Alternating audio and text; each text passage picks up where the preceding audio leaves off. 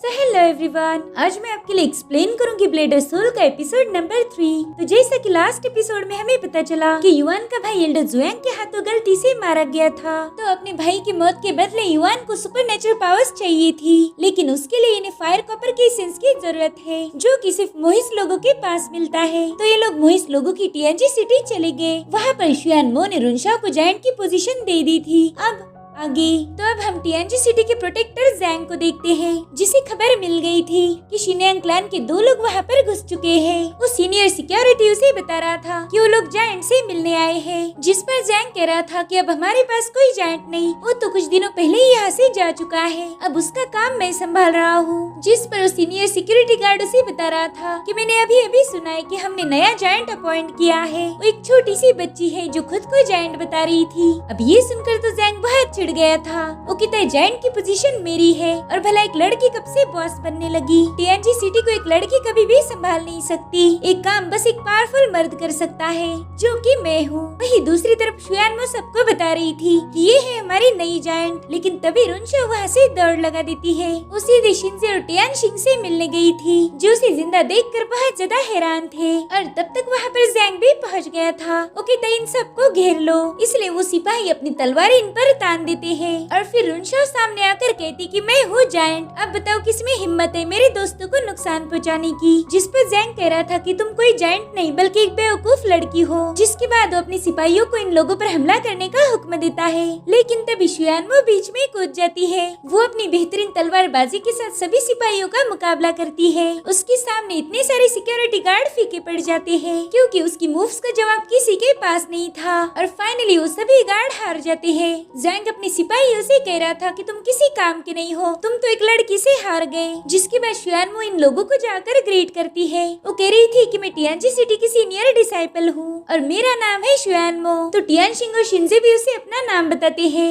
शुआन मो उनसे कह रही थी कि शायद वो तुम ही हो जिन्होंने हमारे तीनों दरवाजों को क्रॉस करके सिटी में एंटर किया। वहाँ पर बहुत ही स्ट्रॉन्ग मशीन फॉर्मेशन थे, जिन्हें आज तक कोई भी ब्रेक नहीं कर पाया, लेकिन आप लोगों ने वो काम चुटकियों में कर दिया। अब ये सुनकर जैंग कह रहा था क्या कहा तुमने, मशीन फॉर्मेशन ब्रेक किया? ये तुम्हें किसने बताया? जिस पर शुआन मो कहती कि अपने चमचे से ही पूछ लो, उसी ने ये बात फैलाई है। तो जैंग उस सिक्योरिटी से पूछने लगता है कि तुमने मुझसे झूठ क्यों बोला? तुम तो कह रहे थे कि ये लोग मेन गेट से घुस के आए हैं। तो बंदा कहता है कि नहीं, इनके 2 साथी अभी भी गेट पर है और ये लोग फॉर्मेशन तोड़ के आए थे। आप गुस्सा हो जाओगे इसलिए मैंने फॉर्मेशन की बात नहीं बताई। अब टियानशिंग कह रहा था कि हम तीनों दरवाजों की परीक्षा को पास करके यहाँ आए हैं, और इसी बंदे ने हमें बताया था कि अगर हमें टेस्ट पास करते हैं तो हमें टीएनजी सिटी के मेहमानों की तरह ट्रीट किया जाएगा, लेकिन आप लोग तो हमें अरेस्ट कर रहे हो। शिनजे भी कहता है कि मैंने सुना था मोहिस लोग अपने वादे के पक्के होते हैं, लेकिन यहाँ पर तो कुछ और ही चल रहा है। तो जैंग कहता है तुम लोग अपनी बकवास बंद करो। जिसके बाद वो सिक्योरिटी से कहता है कि जाके हमारे एल्डर्स को यहाँ पर लेके आओ,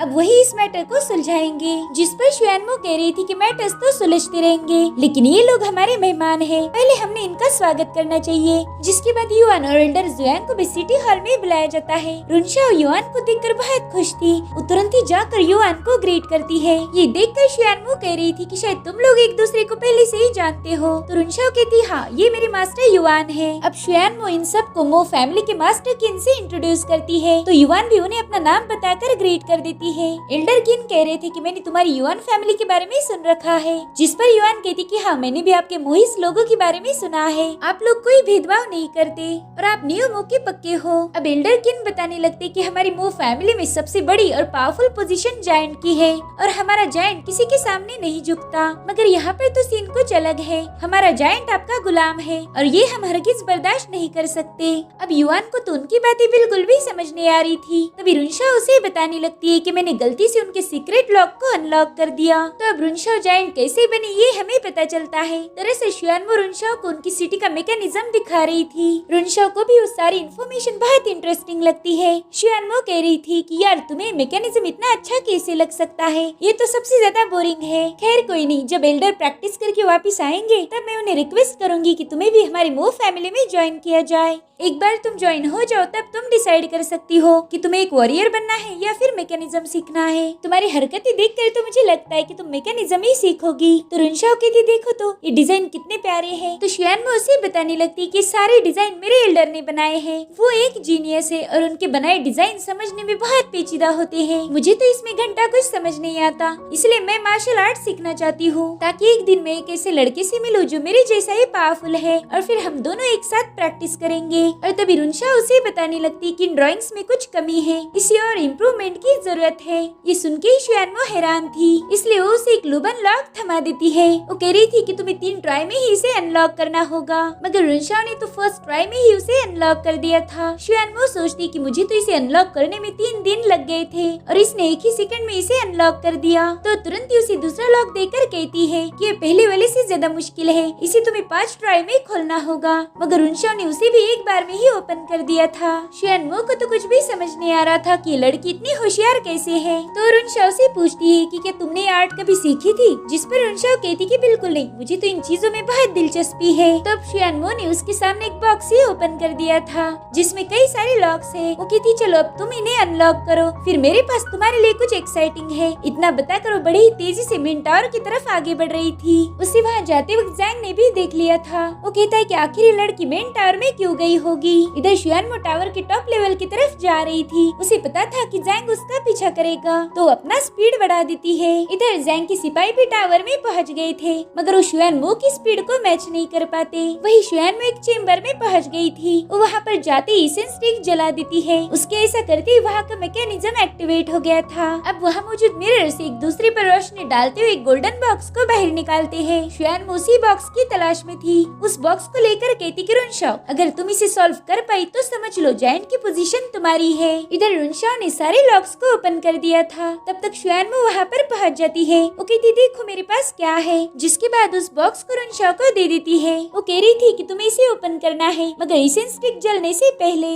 तो रुनशाओ उस बॉक्स को गौर से ऑब्जर्व करके बताती है कि ये तो बहुत मुश्किल है। वही दूसरी तरफ जैंग टावर के टॉप फ्लोर तक पहुंच गया था। वो कहता है पता नहीं ये बदतमीज लड़की आखिर क्या साबित करना चाहती है। यहाँ पर हमारे प्रीवियस जायंट ने एक बॉक्स रखा था, वो उसके हाथ नहीं लगना चाहिए। इधर रुनशाओ उस बॉक्स को ओपन करने की कोशिश कर रही थी। शुआनमो सोचती कि हमारा सीक्रेट लॉक है, देखती हूँ रुनशाओ इसे खोल पाएगी या नहीं। वही दूसरी तरफ जैंग के सिपाही उससे कह रहे थे कि टीएनजी लॉक हर बार घोस्ट फेस्टिवल में ही बाहर निकाला जाता है और फिर हमारे सभी टैलेंटेड डिसाइपल उसे अनलॉक करने की कोशिश करते हैं, मगर आज तक कोई भी डिसाइपल उसे अनलॉक नहीं कर पाया और हम घोस्ट फेस्टिवल के बगैर उस बॉक्स को बाहर नहीं निकाल सकते। जिस पर जैंग कहती कि वो बॉक्स बाहर निकालने के लिए इसेंस स्टिक का यूज किया जाता है। अगर वो स्टिक जल की राख होने से पहले ही वो बॉक्स उसकी जगह पर नहीं रखा गया तो हमारा टावर ढेर सारे मैकेनिज्म क्रिएट करेगा, जिससे हमें मुश्किलों का सामना करना पड़ सकता है। और जो भी वो बॉक्स बिना परमिशन यहाँ से लेके गया है उसे कड़ी से कड़ी सजा दी जाएगी। शुआनमो को अब जेल जाने से कोई नहीं रोक सकता,